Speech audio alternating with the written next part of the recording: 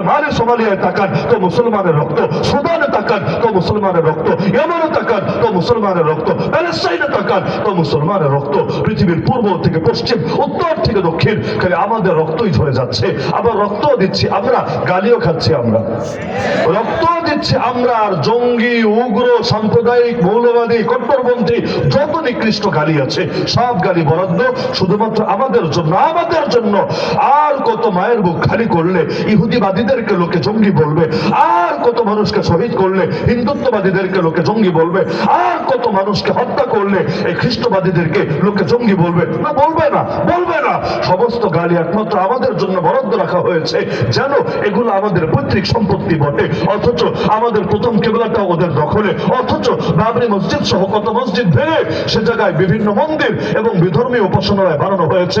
অথচ আমাদের বয়স্কা নারীরা পর্যন্ত, ডক্টর আফিয়া সিদ্দিকা এখনো আমেরিকার জিন্দানখানায় পচে গলে মরছে। অথচ আমাদের আল্লাহকে গালি দেওয়া হচ্ছে, আমাদের নবীকে অপমান করা হচ্ছে, কোরআনকে পর্যন্ত পায়ের তলায় ফেলে পুষ্ট করা হচ্ছে। এরপরও সব গালি মুসলমানের জন্য বরাদ্দ আছে। অথচ আমি চিন্তা করি, মুসলমান যদি আসলে উগ্র হতোই, আসলে যদি উগ্র হতোই, মুসলমানদের দুশ্মনদের একটা হাড্ডি গুড্ডিও কষ্ট থাকার কথা ছিল না। তো মুসলমানদের চাইতে বেশি শান্ত কে আছে?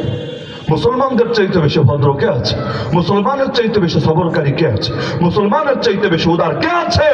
কিন্তু এরপর ওই যে জোর যার মুল্লুকতার, এমনকি সারা দুনিয়ার মিডিয়াও বিটিভিতে পরিণত হয়ে গেছে। ক্ষমতায় যে থাকবে তার পক্ষেই সাফাই গাবে, আর বাতাবি লেবুর বাম্পার ফলন কেমন হচ্ছে এটা নিয়ে নিউজ হতে থাকবে। এত যে মুসলমান মরে, কয়টা নিউজ আসে আন্তর্জাতিক মিডিয়াতে, কয়জন মানুষ চোখ থেকে পানি ঝরায় এগুলোর জন্য? কেন? কারণ ওই যে জোর যার মুল্লুকতার সব তাদের হয়েছে। কিন্তু আজ সেই 1400 সাহাবী নাই দুনিয়ার বুকে, যারা মাজলুমের রক্তের বদলা নেওয়ার জন্য নিজের বুকের বাজি লাগাই দিবে। এজন্য দেখেন না, আরে কাফের রাষ্ট্র বাদ দেন, এক একটা মুসলিম রাষ্ট্রে পর্যন্ত কিভাবে আমাদের ভাইদেরকে একের পর এক হত্যা করা হচ্ছে। আজকে আপনি স্বাধীনতা দিবস উদযাপন করবেন, আরে স্বাধীনতা শুধু ভৌগোলিক মুক্তি আসলেই তো স্বাধীনতা হয় না। খালি দেশটা অন্যদের হাত থেকে, বিদেশিদের হাত থেকে মুক্ত হলেই শুধু স্বাধীনতা হয় না। আজও পর্যন্ত এই দেশে 4 কোটি মানুষ দারিদ্র সীমার নিচে আছে। আজও এই বাংলাদেশে অন্তত 4 কোটি মানুষ দারিদ্র সীমার নিচে আছে। অর্থনৈতিক মুক্তি যদি না আসে, মানুষ বিজয় আনন্দে মাতবে কিভাবে?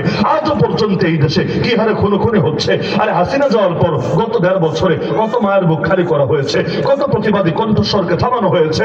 এমনকি আরে যারা পুরো দেশে পরিচিত এইরকম মানুষদেরকে পর্যন্ত টার্গেট করে করে শুট করা হচ্ছে।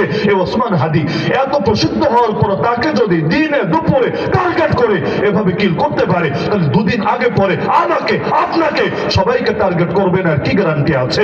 আরে কোন আনন্দে বাঁচবো আমি যদি আমার মায়ের বুকি খালি থাকে? কোন আনন্দে বাঁচবো আমি যদি আমার বোনদের চোখ থেকে পানি ঝরতে থাকে? কোন আনন্দে বাঁচবো আমি যদি শহীদদের ছোট ছোট বাচ্চাগুলো আজকের দিনও চোখ থেকে পানি ঝরাতে থাকে? কিসের আনন্দ? এক মুসলমানের বিপদে আরেক মুসলমান আনন্দ করবে কিভাবে? যতদিন পর্যন্ত আমাদের জানের নিরাপত্তা না আসবে, যতদিন পর্যন্ত আমাদের মানের নিরাপত্তা না আসবে, যতদিন পর্যন্ত আল্লাহ এবং তার রাসূলের ইজ্জত সুরক্ষিত না হবে, ততদিন পর্যন্ত মুসলমানকে চূড়ান্ত লড়াইয়ের, চূড়ান্ত বিজয়ের জন্য লড়াই চালিয়ে যেতে হবেই হবে। থেমে থাকার সুযোগ কোথায়? থেমে থাকার সুযোগ কোথায়? প্রথম স্বাধীনতা তো এসেছিল 1947-এ, 1947-এ, তাই না? দাদাকে অস্বীকার করলে তো আবার বাপের দাম থাকে না, তাই না? দাদাকে অস্বীকার করলে তো আর বাপের দাম থাকে না। প্রথম দিন এই দেশ হঠাৎ করে স্বাধীন হয়েছে এমন তো না, পুরোটা তো ছিল ব্রিটিশ ইন্ডিয়া, তাই না? পুরোটা তো ছিল ব্রিটিশ ইন্ডিয়া। 190 বছর পর্যন্ত ব্রিটিশরা শাসন করলো আমাদেরকে, লম্বা টাইম ইস্ট ইন্ডিয়া কোম্পানি। এরপর সরাসরি ব্রিটিশ রাজা আর রানী দীর্ঘকাল পর্যন্ত আমাদেরকে শাসন করলো। এরপর 1947-এ আমাদের বাপদাদারা, আমাদের পূর্বপুরুষরাই তো স্বাধীনতা অর্জনের চেষ্টা করলো। ওই সময় দিলের মধ্যে একটা স্বপ্ন ছিল যে এক সময় 190 বছর আগের কথা, ব্রিটিশ আসার আগে এই অঞ্চল তো ইসলামী রাষ্ট্রই ছিল, ছিল না? ছিল না? গোটা ইন্ডিয়ার ইতিহাস দেখলে 800 বছর মুসলমানদের শাসন ছিল।